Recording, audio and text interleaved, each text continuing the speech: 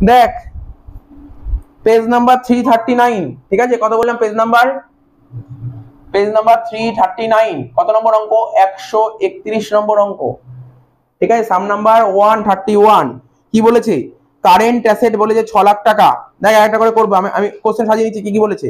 বলেছে current asset বলেছে কত, এই লিখছি, কারেন্ট অ্যাসেট বলেছে 6 লাখ টাকা, ঠিক আছে? তো বলছে কারেন্ট রেশিও বলে দিয়েছে কত, কারেন্ট রেশিও সিআর লিখলে বুঝতে পারবি তো, 3:1 বলে দিয়েছে।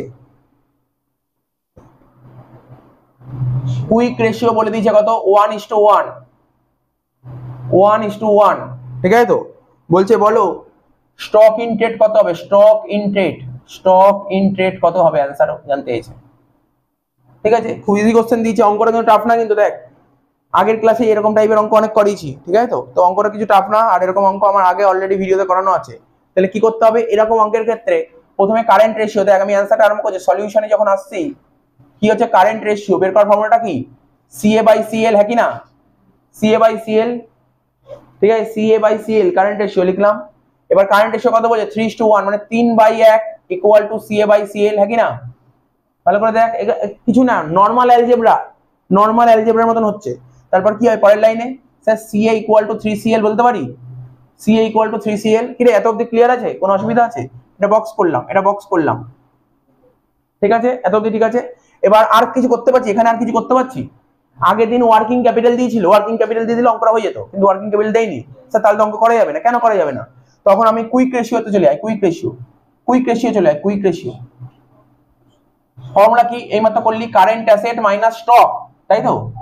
এখন তুই বলি স্যার প্রিপেড এক্সপেন্স দরকার নেই লেখার, ফালতু লিখে দরকার আছে এখানে? কারণ প্রিপেড এক্সপেন্স কোশ্চেনে কিছু বলেছে, তো ফালতু সময় নষ্ট করে লাভ নেই, ঠিক আছে? ডিভাইড বাই কি হবে, sir current liability minus bank overdraft বলবি তো? তা আমি ব্যাংক ওভারড্রাফট লিখলাম, স্যার কেন লিখলেন না? আরে কোশ্চেনে নেই ব্যাংক ওভারড্রাফট, লিখে সময় নষ্ট করে লাভ নেই।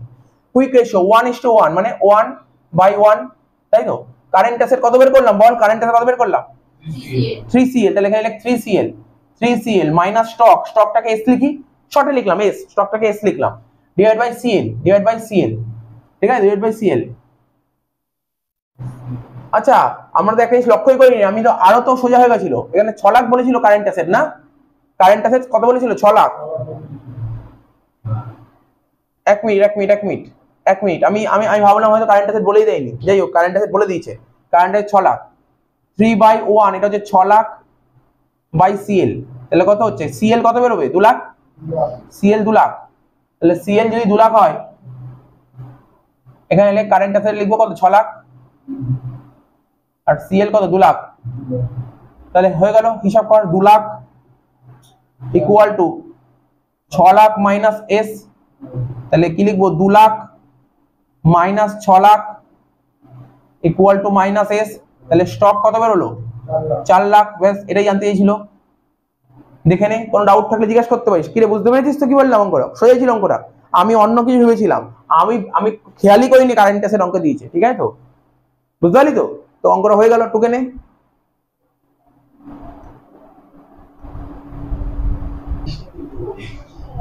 আচ্ছা দেখ, নেক্সট হচ্ছে 132, কোশ্চেন নাম্বার 132 কি বলেছে? বলছে যে দেখো তোমার এভারেজ স্টক বলেছে 40 লাখ, সরি 40,000, লেখ এভারেজ স্টক বলে 40,000, AS, এভারেজ স্টক বলেছে কত, 40,000, লিখে দিলাম। তারপর কি বলেছে, ওপেনিং স্টক বলেছে কি, ভালো করে শোন, ওপেনিং স্টক কিন্তু 5,000 বলেনি, বলেছে opening stock 5,000 less than closing stock, মানে ক্লোজিং স্টক অঙ্কে যত বলেছে ওপেনিং স্টক তার থেকে 5,000 টাকা কম, বলছে বলো ওপেনিং স্টক কত। তো বোঝাই গেল অঙ্কটা। তো দেখ না, এভারেজ স্টক 40, এভারেজ স্টক বের করার ফর্মুলাটা কি, sir average stock equal to opening stock plus closing stock divide by 2। তাহলে এভারেজ স্টক বলেছে 40,000, এবার কি বলেছে একটু পড়ি না, একটু কোশ্চেনটা তো পড়ি। বলছে ওপেনিং স্টক বলছে 5,000, opening stock 5,000 less than closing stock, closing স্টকের থেকে 5,000 টাকা কম, ক্লোজিং স্টকের থেকে 5,000 টাকা কম ওপেনিং স্টক। তাহলে বল ওপেনিং কত হবে আর ক্লোজিং কত হবে? ওপেনিং স্টক বলছে ক্লোজিং হচ্ছে 5,000 টাকা কম, তাহলে ক্লোজিং যা ছিল ছিল, তো ওপেনিং তার চেয়ে 5 কম, মানে ক্লোজিং এর থেকে 5 কম, এটা বলতে পারি। ওপেনিং স্টক কত হবে, ক্লোজিং স্টক মাইনাস 5000, ঠিক আছে, আর ক্লোজিং যেমন ছিল ক্লোজিং লেখ, বুঝতে পারলি তো, ক্লোজিং স্টক। তো সুতরাং ল্যাঙ্গুয়েজ হচ্ছে মেইন, ল্যাঙ্গুয়েজ পড়ে মানে বুঝতে হবে, তো বোঝানোর কিছু নেই যে এখানে, তো নর্মাল ব্যাপার, ডিভাইড বাই 2, তাহলে কত হচ্ছে 40 দুগুণে 80,000 মাইনাস 5টা এদিকে আসলে কি হয় plus 5 equal to 2 closing stock, তাই তো? কিরে কটা ক্লোজিং স্টক আছে এখানে? দুটো। তাহলে কত হবে 85,000কে 2 দিয়ে ভাগ করলে ক্লোজিং স্টক কত হবে? 85,000কে 2 দিয়ে ভাগ করলে কত হয় বল? 40, 42,500। ক্লোজিং স্টক কত বেরোলো বল? Closing stock 42,500। আমাকে কি জানতে চাইছে স্যার? ওপেনিং স্টক কত বল, কে বলবি ওপেনিং স্টক কত হবে? ক্লোজিং এর চেয়ে ওপেনিং স্টক কি 5,000 টাকা কম, তাহলে কত হবে 42,500 মাইনাস 5,000 কত হচ্ছে 37,500। জাস্ট একটু দেখে নে আনসারে 132 নম্বর অঙ্কের অ্যান্সার কত দিয়েছে, পাতা উল্টে দেখে নে 132 নম্বর অঙ্কের অ্যান্সার কত দিয়েছে, ঠিক আছে তো? মিলে গেছে অ্যান্সার 132 37,500, ঠিক আছে? তাহলে হয়ে গেল এটা, টুকে নে। এবার 133, সাম নাম্বার 133 নিচে করছি। কি বলেছে 133? বলছে কারেন্ট রেশিও বলেছে 3.5:1, কারেন্ট রেশিও বলেছে 3.5:1, কুইক রেশিও বলেছে 2:1, সরি, কুইক রেশিও 2:1 বলেছে। কি স্টক বলেছে 24,000। দেখ এখানে কি বলেছে, স্টক বলে দিয়ে 24,000 বলেছে। বলো সিএল কত হবে, মানে কারেন্ট লায়াবিলিটি কত হবে, আর কারেন্ট অ্যাসেটস কত হবে। ব্যাস এত ইজি অঙ্ক। দেখ অঙ্কটা কিন্তু যথেষ্ট ইজি দিয়েছে। আমি যে প্রথম যে অঙ্কটা করালাম না, এখন যেটা না বুঝে করেছিলাম, আমি দেখিনি, বললাম না কারেন্ট অ্যাসেট কত দিয়েছে, আর দেখিনি। এখন ওইটাই করতে হবে, মানে প্রথমে যেটা স্টার্ট করেছিলাম ওটাই করতে হবে, বুঝলি তো? দেখ আমরা যে প্রথম অঙ্কটা করলাম, দেখ সেম টাইপের অঙ্ক কিনা। প্রথমে যে অঙ্কটা ছিল ওখানে কারেন্ট রেশিও বলেছিল, কুইক রেশিও বলেছিল, ঠিক আছে? ওখানে কারেন্ট অ্যাসেট বলে দিয়েছিল, মনে পড়ছে? স্টক বের করেছিলাম। আর এখানে কি দিয়েছে, স্টক বলে দিয়েছে, কারেন্ট অ্যাসেট কারেন্ট লায়াবিলিটি বের করো। বুঝতে পারলি ব্যাপারটা? অঙ্কটা কোনো কঠিন না। আমি আগের অঙ্কটা যেটা করলাম, প্রথম যে অঙ্কটা করলাম, আমি ওটা ভেবেছিলাম যে স্টক বের করতে হবে, বুঝছিস তো? ওটা দেখিনি আর কি। এবার দেখ কি করে করতে হবে, বুঝতে পারছিস তো? সেম প্রথম অঙ্কটা যেভাবে করেছিলাম সেইভাবে করবো। বুঝতে পারলি কি বললাম? কারেন্ট রেশিও কি CA by CL, current ratio কত 3.5:1, মানে 3.5/1 সিএ বাই সিএল। তাহলে কত হবে, সিএ কত হবে 3.5 সিএল। কি প্রথম অঙ্কটা এইভাবেই তো করে ফেলেছিলাম প্রথমে। এবার বল কুইক রেশিও কি হবে, quick ratio CA minus stock divided by কি হবে, divided by current liability. Quick ratio কত 2:1, মানে 2/1। সিএ কত 3.5 সিএল মাইনাস স্টক বলে দিয়েছে, স্টক বলেছে কত 24,000 ডিভাইড বাই সিএল। তাহলে কত হবে 3.5 CL minus 24,000 equal to 2 CL. তো 3.5 সিএল থেকে 2 সিএল বাদ দিলে কত হয় 1.5 সিএল ইকুয়াল টু 24,000। তাহলে সিএল কত হচ্ছে কর 24,000 বাই 1.5 কত হচ্ছে বল না, 16,000। সিএল বেরিয়ে গেল 16,000। তাহলে সিএ কত হবে স্যার, সিএ 3.5 ইন্টু 16,000 কত হচ্ছে কর 3 48 আর 8 56,000। তাহলে বেরিয়ে গেল দুটো অ্যান্সার। বুঝতে পারলি নাকি বুঝিসনি বল? ঠিক আছে না অঙ্কটা? তার মানে কটা অঙ্ক করলাম বল, 1 2 3, তিনটে। বুঝতে পারলি তো? এইগুলো হচ্ছে মিসিং টাইপের অঙ্ক, এই টাইপের অঙ্ক প্র্যাকটিস করে রাখ, ঠিক আছে তো? টেস্টে এরকম কোশ্চেন থাকে, দেখবি আমরা যখন টেস্ট পেপার সলভ করবো অনেক অনেক অনেক অনেক দেখবি অনেক স্কুলের টেস্টের কোশ্চেনে এই টাইপের অঙ্ক পাবি তুই, ঠিক আছে তো? তোর পরীক্ষায় টেস্টে দেবে কিনা সেটা বলতে পারছি না, বাট টেস্ট পেপারে যখন সলভ করবো তখন এই টাইপের অঙ্ক অনেকগুলো পাবি। স্ট্যান্ডার্ডাইজড অঙ্ক, এরকম অঙ্কই বিকমে আসে, জানিস তো? এরকম অঙ্কই বিকমে আসে। বিকমে প্রচুর, বিকমের অঙ্ক স্টার্ট হবে এখান দিয়ে স্টার্ট হবে, এরকম টাইপের অঙ্ক স্টার্ট হয়। এইগুলোকে বলে কিরকম রেশিও। দেখ রেশিও দু রকমের হয়। একটা কি হয় যেটা আমরা করছিলাম, রেশিও বের করছিলাম, মনে পড়ছে? যেমন কারেন্ট রেশিও বের করলাম প্রথম অঙ্কটা 2:1, লিকুইড রেশিও বা কুইক রেশিও 1:1। কোনো অঙ্ক রেশিও বের করতে বলে আর কোনো অঙ্ক ভ্যালু বের করতে বলে। এই অঙ্কগুলো কিসের অঙ্ক জানিস? এই অঙ্ক কি রেশিও বের করছি না ভ্যালু বের করছি? ভ্যালু বের করছি। আর ভ্যালু বের করা অঙ্কগুলো হচ্ছে ইন্টারেস্টিং অঙ্ক। কেন ভ্যালু বের করা অঙ্ক ইন্টারেস্টিং? ওখানে মিসিং থাকে, মিসিং মানে অ্যালজেব্রার প্রয়োগ করতে হচ্ছে। এখানে অ্যালজেব্রা করেই তো করছি, মনে পড়ছে তো? তার মানে দু রকমের অঙ্ক হয়, রেশিও যখন করবো দু রকমের অঙ্ক হয়, একটা মিসিং হয় আর একটা রেশিও হয়। আর তুই যে দেখলি রিসেন্ট ইয়ার তোর পরীক্ষা কি দিয়েছে, মিসিং দিয়েছে নাকি রেশিও দিয়েছে? রেশিও বের করতে বলেছে, তাই না? আমরা যে কটা করলাম আগে, যে 4টা অঙ্ক করলাম, কি বের করলো এগুলো? ভ্যালু বের করলাম নাকি রেশিও বের করলাম? রেশিও বের করলাম। তার পরীক্ষায় রেশিও বের করাই দেবে, বোর্ডের পরীক্ষায় রেশিও বের করাই দেবে। ঠিক আছে, তবু আমরা করে রাখছি এই টাইপের অঙ্ক। ঠিক আছে তো? তাই এই করা রাখলে এর বাইরে তো কিছু দেবেন অঙ্ক, বুঝতে পারছিস? স্যার এই টাইপের অঙ্ক তুই এমসিকিউ, তো আমরা মনে করি আগে যখন এমসিকিউ করছিলাম এরকম টাইপের অঙ্ক করছিলাম, তো বুঝতে পারলি তো? বল তো হয়ে যায়। সবার টোকাই না টুকছিস? টোকা আছে না টুকছিস? সবার টোকা গেছে? আচ্ছা টুকে নে, যার যার টোকা বাকি টুকে নে।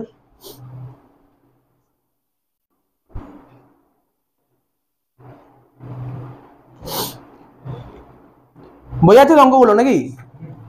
এই টাইপের অঙ্কগুলো টেস্ট পেপারে পাবি, বারবার করে বলছি প্র্যাকটিস করে রাখ। আরে যা করালাম রেশিওর বাইরে কিছু করার দরকার নেই, এই টাইপের একটা অঙ্ক করলেই যথেষ্ট, বেশি দরকার নেই।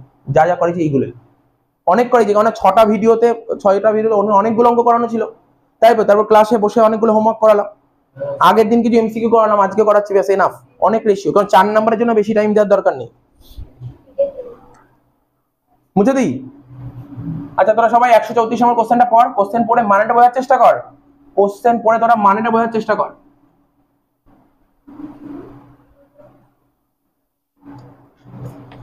কি বলেছে?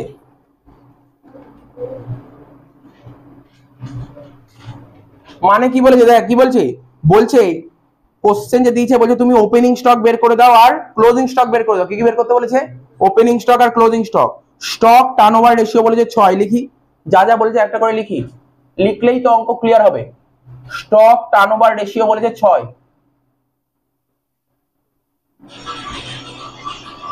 6 টাইমস। স্টক টার্নওভার রেশিও বলেছে কি 6 টাইমস, ঠিক আছে তো? জিপি রেশিও বলেছে, জিপি কি বলেছে? 20% অন সেলস। কি বলেছে বল? জিপি মানে গ্রস প্রফিট। কি বলেছে বল? গ্রস প্রফিট কি বলেছে? 20% অন 20% অন সেলস। জিপি বলেছে 20% অন সেলস, ঠিক আছে তো? সেল কত বলেছে? স্যার সেল বলেছে 1,80,000। লেখ সেলস, লেখ সেলস। সেলস বলেছে 1,80,000, ঠিক আছে তো? সেলস বলেছে 1,80,000। হলো তো সেলস 1,80,000। তারপর কি বলেছে বল? বলেছে closing stock 15,000 in access of opening stock. মানে জানিস কি মানে? জানিস বলছে closing stock 15,000 in access of opening stock. মানে কি? ওপেনিং স্টকের চেয়ে এক্সেস আছে ক্লোজিং স্টক 15,000। তাহলে আমি বলতে পারি স্যার ক্লোজিং স্টক হবে ওপেনিং স্টক প্লাস 15,000, হ্যাঁ কি না? ব্যাস এই তো বলে দিয়েছে। এবার সাজা না, কি করে সাজাবো? এক একটা করে করবো, কোনো তাড়াহুড়া নেই, একটা একটা করে করবো। প্রথমে কি করবো? জিপি রেশিও বলেছে, ওইটা টার্গেট কর, জিপি কে টার্গেট কর। জিপি কে টার্গেট করলে সেল তো বলে দিয়েছে, কি বেরোবে? প্রফিট বেরোবে। আর কি বেরোবে? কস্ট অফ গুডস সোল্ড বেরোবে, ঠিক আছে তো? আর কস্ট অফ গুডস সোল্ড যদি পেয়ে যাস তখন স্টক টার্নওভার রেশিও পারবি। কারণ তুই এখন স্টক টার্নওভার রেশিও করতে পারবি না, ঠিক আছে তো? দেখি না আগে তো দেখি কি করা যায়। কেন? স্টক টার্নওভার রেশিও বের করার ফর্মুলা কি? স্যার স্টক টার্নওভার রেশিও বের করার ফর্মুলা মনে পড়ছে? Cost of goods sold by average stock. তুই কস্ট অফ গুডস সোল্ড জানিস? না স্যার জানি না। এভারেজ স্টক জানিস? না স্যার জানি না। তাহলে দুটোতে একটাও জানিস না, স্টক টার্নওভার রেশিও লিখে লাভ আছে? তাহলে কোনটা করবো আগে? জিপি রেশিওটা করবো, ঠিক আছে তো? তাহলে দেখ কিভাবে করতে হবে, আমি শিখিয়েছিলাম, কি টেকনিকে শিখিয়েছিলাম সেই টেকনিকটা অ্যাপ্লাই করবি। শিখিয়েছিলাম, মনে করার চেষ্টা কর। স্যার আপনি করেছিলেন কস্ট অফ গুডস সোল্ড, মনে পড়ছে তো? মনে করার চেষ্টা কর। Cost of goods sold plus gross profit, মনে পড়ছে? ইকুয়াল টু কি বলেছিলাম? সেলস। এখানে কি বলেছে স্যার? প্রফিট বলেছে 20%, তাহলে এখানে লিখবো 20 কাট 20 সেল। যার 20 তাকে 100 লিখবো। তাহলে এটা কত হলো? 80। নরমাল ঐকিক নিয়ম করবো। বল এখানে কার ভ্যালু জানিস তুই? স্যার সেল জানি 1,80,000।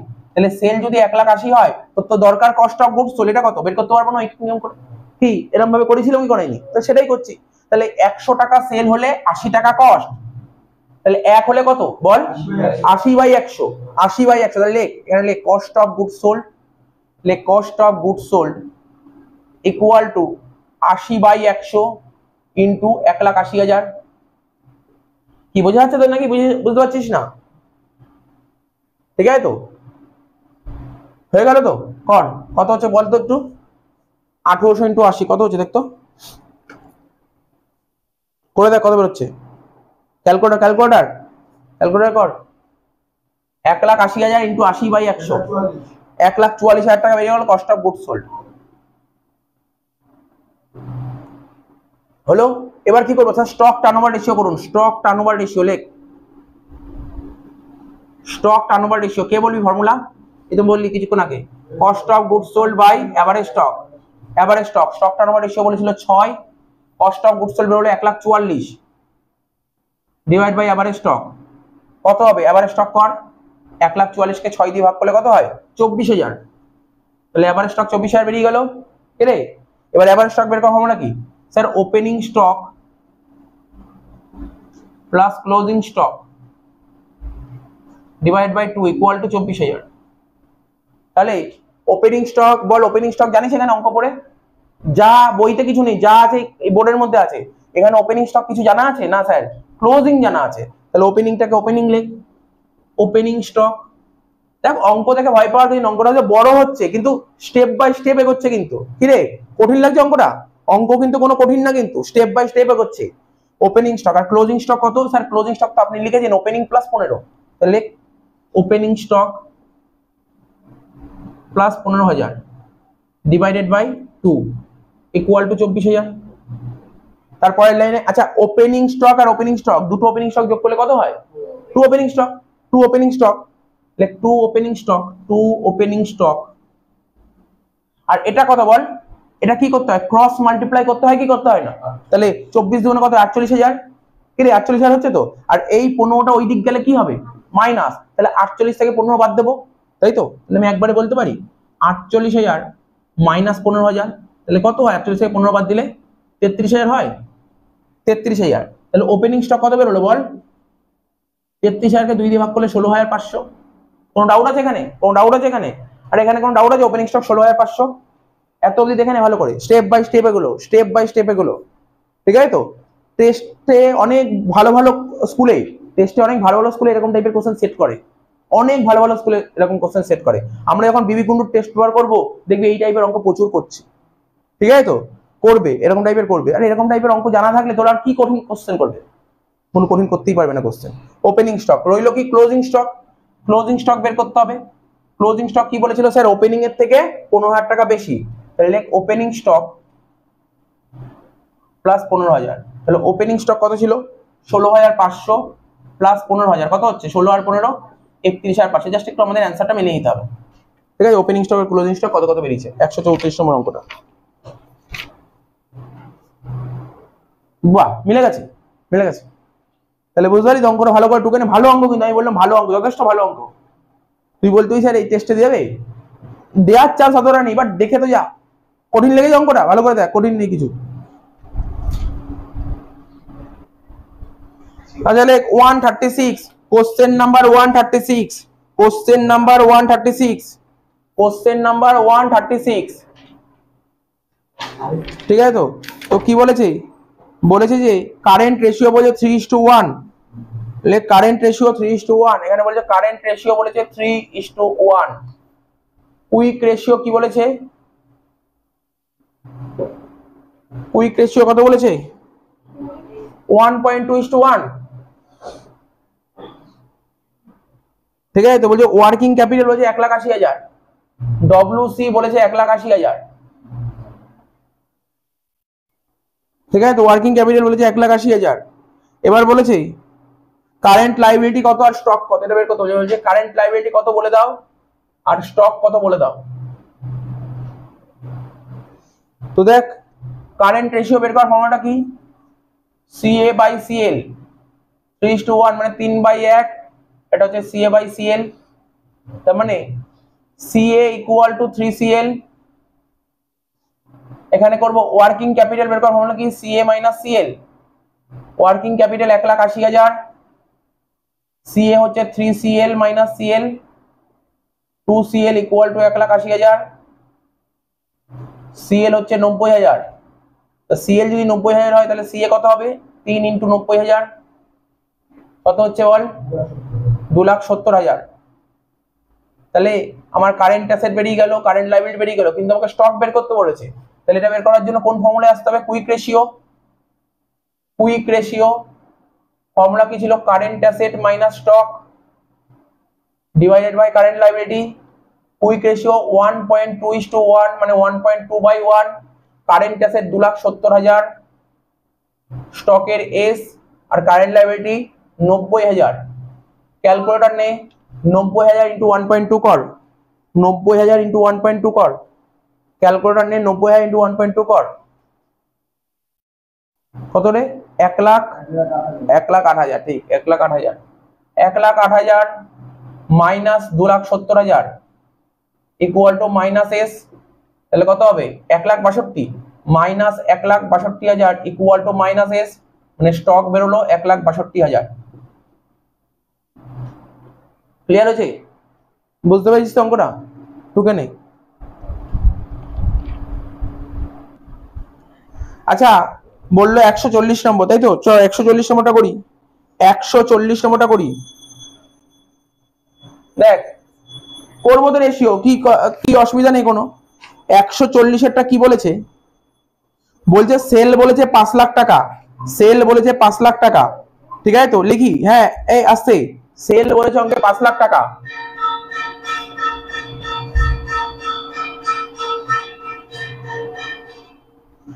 অপারেটিং এক্সপেন্সেস বলেছে কি জানিস? বলছে অপারেটিং এক্সপেন্সেস, বলেছে অপারেটিং এক্সপেন্স বলেছে কি জানিস? 8% অফ সেলস, এটা বলেছে 8% অফ সেলস। তাহলে অপারেটিং এক্সপেন্স কি বলেছে? সেলের 8%, তাহলে অপারেটিং এক্সপেন্স কত বেরোবে বল?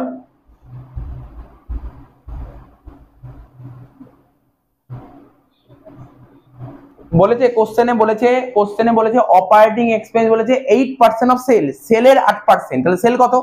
সেল কত? 5 লাখ। তাহলে 5 লাখের 8% কত হবে? 40,000। 5 লাখের 8% হচ্ছে 40,000। বোঝা গেল? 5 লাখের 8% 40,000। তারপর আর কি বলেছে বল? বলছে অপারেটিং প্রফিট বলেছে 12%। লাইক অপারেটিং প্রফিট বলেছে কত পার্সেন্ট? 12%। আর অপারেটিং প্রফিট কার উপর হয়? আমি কি বারবার বলেছি, প্রফিট সবসময় কার উপর হয়? সেলের উপর হয়। প্রফিট সবসময় সেলের উপর হয়, তাহলে সেল, বুঝতেই পারছিস। তাহলে কত হবে এখানে কর, অপারেটিং প্রফিট কত বেরোবে? অপারেটিং প্রফিট বেরোবে তোমার সেলের উপর, সেল ছিল 5 লাখ, তার 12% 60,000।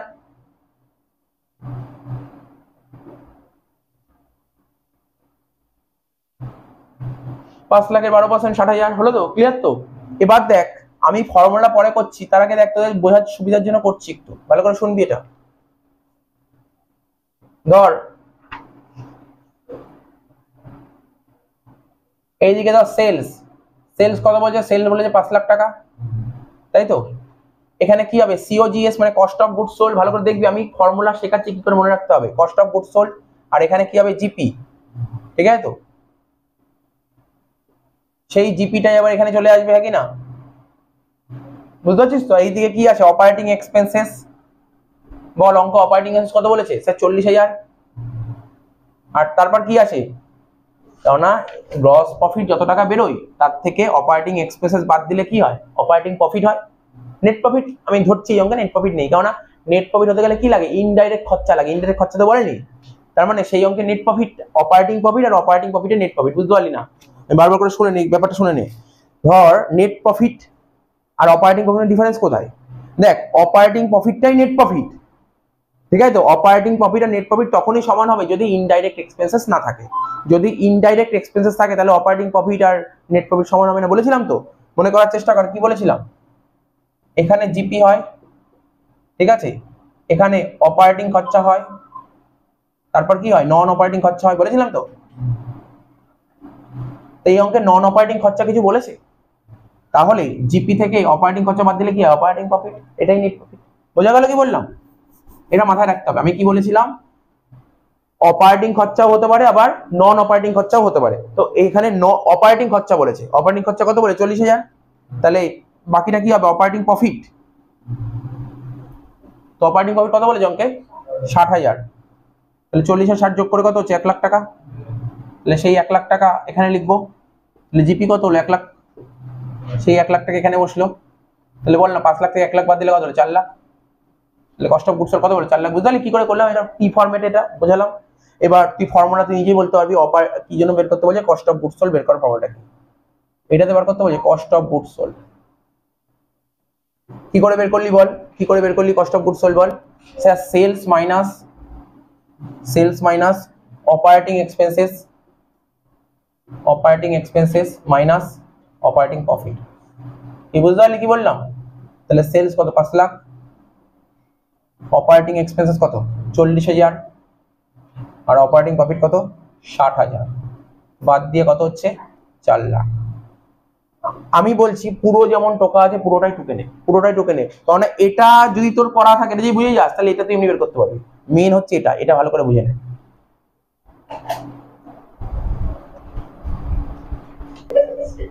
আচ্ছা দেখ এরপর কত নম্বর অঙ্ক, 141, তাই তো? এই 141 কি বলেছে, 141 কি বলেছে, লেখ 141 এভারেজ স্টক বলে দিয়েছে। এভারেজ স্টক কত বলেছে, এভারেজ স্টক বলেছে 80,000, লিখে দে 80,000। তারপর কি বলেছে, স্টক টার্নওভার রেশিও বলেছে 12 টাইমস, স্টক টার্নওভার রেশিও বলেছে 12 টাইমস, ঠিক আছে তো? আর কি বলেছে, বলেছে প্রফিট বলেছে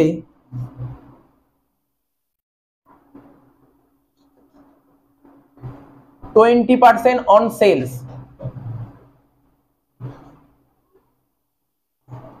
ঠিক আছে? Profit 20% on sales. বলছে প্রফিট কত বলো, বলছে প্রফিট কত, এই বলেছিল কোশ্চেনটা। তাই লিখি অ্যান্সার লিখি, এবারে কি জানো, স্টক টার্নওভার রেশিও, প্রথমে লেখ স্টক টার্নওভার রেশিও, লেখ স্টক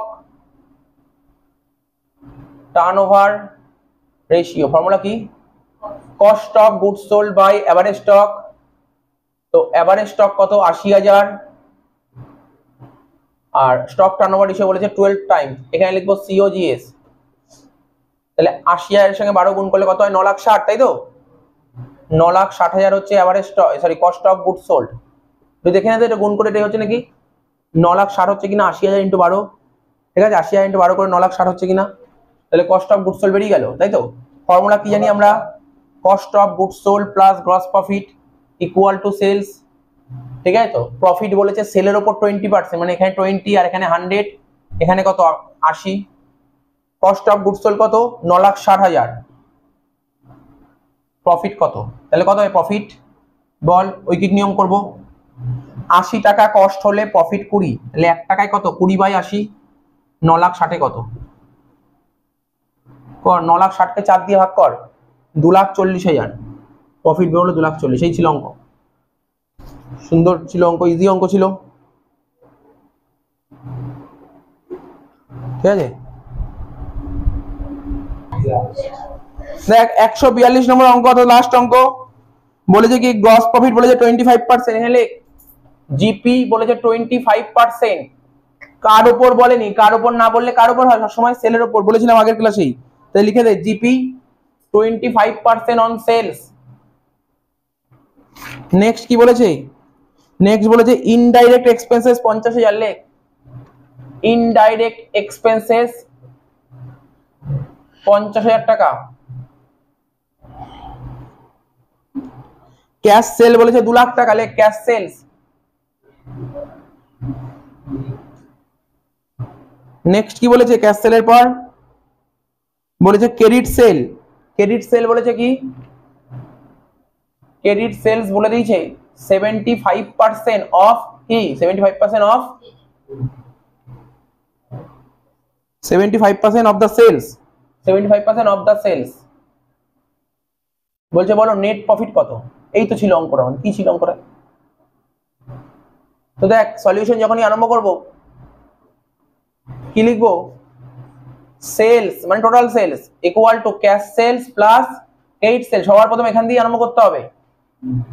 আমাকে ক্রেডিট সেল কি বলেছে, পর ক্রেডিট সেল বলেছে, ক্রেডিট সেল বলেছে 75%, কার 75%, কার সেলের, মানে এক সেলটাকে 100 ধরবো, তাহলে ক্যাশ সেল 25, ক্যাশ সেল কত বলেছে অঙ্কে 2 লাখ টাকা, তাহলে 2 লাখ টাকা যদি ক্যাশ সেল হয় তাহলে ক্রেডিট সেল বের করতে পারবো তো, একদম ঠিক। তাহলে credit sales equal to 75/25 into 2 lakh, তাহলে কত হবে? 8 সেল 6 লাখ, 8 সেল 6 লাখ, তাহলে টোটাল সেল বের কর। টোটাল সেল কত হবে? টোটাল সেল হবে cash plus credit, cash sale 2 lakh আর credit sale 6 lakh, total sale 8 lakh. ঠিক আছে তো? ছোট করে পিএল কর, তাহলে বুঝে যাবি। এখানে লিখলাম সেলস, তাই তো? সেলস কত হলো? 8 লাখ, সেলস 8 লাখ। জিপি কত হয়? বলছে সেলের 25%। কি রে, সেলের 25%, তাহলে কত লিখবো? 8 লাখ ইন্টু 25%, কত হচ্ছে? 2 লাখ। 2 লাখ, তাহলে কস্ট অফ গুডস সোল্ড কত হবে? 6 লাখ, টোটাল 8 লাখ, 8 লাখ। এই দেখলে জিপি 2 লাখ, আর এখানে কি আসবে? Indirect expenses 50,000। হ্যাঁ, তাহলে কত হবে? নেট প্রফিট কত হবে? Net profit 1.5 lakh. এই তো অ্যান্সার।